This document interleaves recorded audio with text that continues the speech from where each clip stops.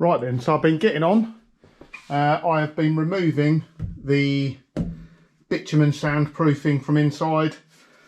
I've cut a straight line. Now I could remove all the soundproofing, but I'm not going to need to weld anywhere else apart from this outer edge from what I can see. And I always like to keep things as original as possible. So yeah, you've got to take this stuff off because it just catches fire and melts and it's horrible. So just scribed the line, chipped it away. Same in the front. Like I say, the front is going to be, it's a mess at the front here. We've got this patch here, we've got a patch on the outside, we've got patches on patches in the corner here. It's a real mess. So I'm going to get the sill and everything done first before I tackle that. Now I was undecided whether to, like I say, this doorstep is good on here. However, I have noticed that towards the front you can see this front part of the doorstep is shot to bits. So I need to replace this front part. I'm going to need to replace this middle part to do the jacking bit. So I'm just going to replace the whole doorstep. I'm not going to go right from the back. I'm going to go for here.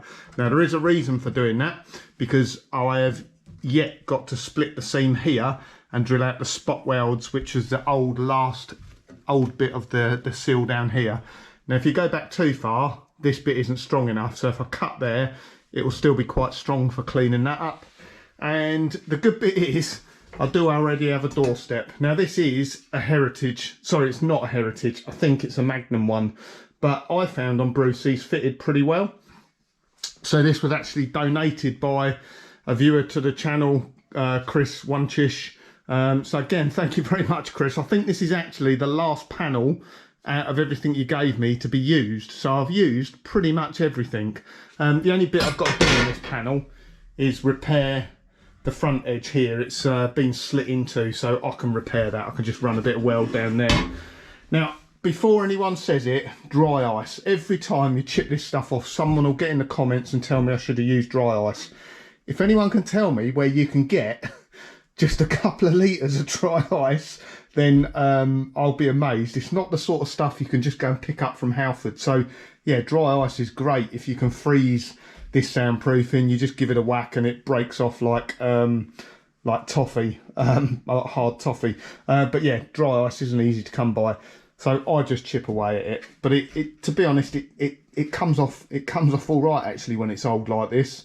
And a little tip: if you are doing it during the winter, the cold, if it's freezing, the car's freezing, it does actually make it easier to get this stuff off. So next bit, we need to drill out all the spot welds, so which is quite nice on this because they're really defined. It's really easy to see the spot welds. So we'll slit there, drill out the spot welds. We can get this bit off then.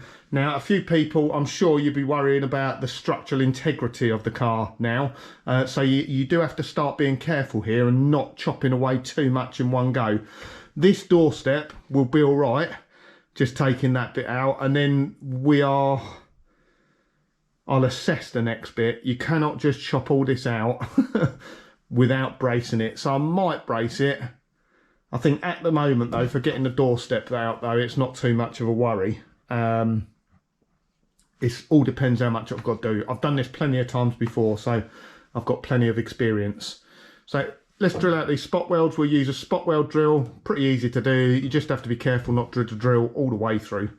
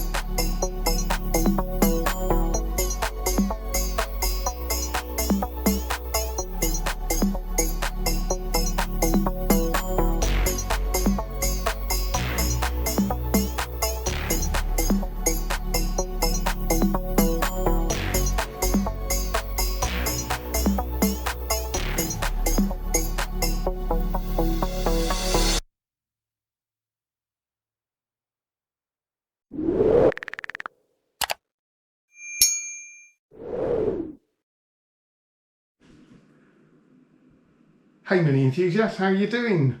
I bet you didn't expect to see me at this point in the video. So this is what it's like, the glamour of being a YouTuber, a mini YouTuber. So it's about 5 to 10 to 11 at night. I'm on holiday tomorrow and I'm just going through my footage, editing a video for upload before I go. So you've got a video Sunday. And I've just realised I've lost a load of footage. I've lost a whole day, pretty much. So the footage I've lost is the next part in this video, and that is me welding the repairs on the inner sill. So just to give you, fill in the gaps in between. So I welded a repair behind the jacking point on the inner sill. I had to do some repairs on the back end of the inner sill and some weld repairs on the floor at the very back, underneath or on top of the slinger bracket. So yeah, let me get on, let me get this video edited, uploaded, and hopefully you'll sit on Sunday and I'll be on holiday. So have a nice one. Catch you soon. Right, so there we are. Back end of the sill now is all done, all solid, back of the floor's fine. Front end of the sill is where we've got the problems. We've got the inner sill here, which is all patched up. It's a bit of a mess there. We've got the floor down here with multiple layers on it. We've got patches on the toe board, big cracks on the toe board. I quite genuinely, honestly, don't know where to go next. We've also got the flitch panel and inner wing. This is a complete mess here as well. And I'm really struggling to know what bit to cut out next. Now, a mini shell is not particularly strong, and it doesn't have to do, to be honest. All the suspension components and the engine and that, the subframe is the main strength at the front and the back, and the body just kind of ties it together. It holds the front end in place and the rear end in place. Really, like I say, the body is not particularly strong. However, areas like this down here where the door mounts to are really, really critical, because if you get something out of alignment here, the doors don't fit back on and you have all sorts of issues. So I'm actually going to go off piste a little bit. I'm struggling with motivation. I don't quite know what to do next. I don't just want to cut a gaping great big hole in there. So I need to take the battery cable out, exhaust off, brake pipe off, that sort of thing, which I'm going to do. And I think I'm going to go off piste a little bit. I'm just going to chop the whole front end off. Probably going to take the engine out. I'm going to leave the subframe in because I need a reference point for holes for the toe board. But it's I didn't want to take the front end off until I've done the seals, but I think it will just make life easier for myself. So in this video, let's get this front end off.